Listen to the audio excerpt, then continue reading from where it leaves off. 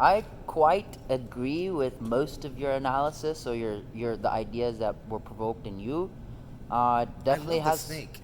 some critique of religion, Let's look at it something from to the do with sin, and actually how you started that off with the chicken. What came before? Were we dead before we were born? Were we born before we were dead? Uh,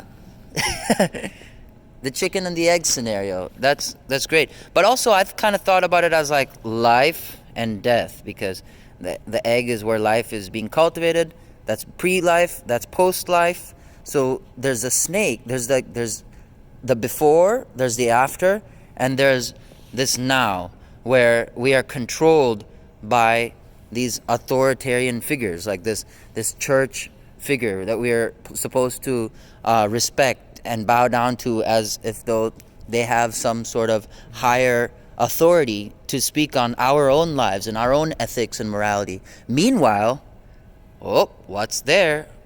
There's always that slippery, slithery creature at everyone's feet, because you can't see. When you first glance at it, you're like, oh, it's pretty nice. Oh, what's that? Because it's the snake is hidden. And what does a snake represent? Now, see, so we've kind of had the first initial reaction to it, but now I'm just taking a step back and I'm thinking about it differently, because I'm like, we're thinking about this on a very traditional way, but like I think the piece makes you think about it bigger, because so we start with life.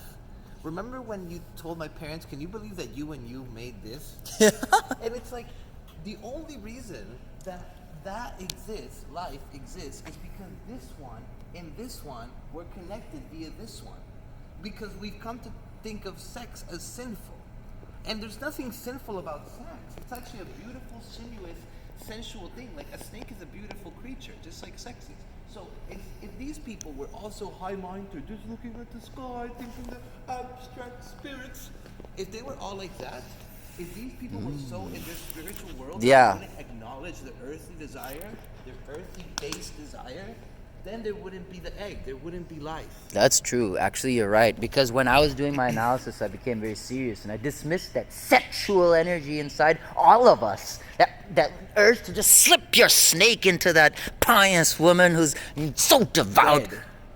Red, like a blue, red, like something that has blood in it, and also this guy is a hypocrite, because I bet that he believes in celibacy, She's so bad to be all red and so in a way like he's like that, but he's hiding his snake. He's hiding the snake that just it wants it.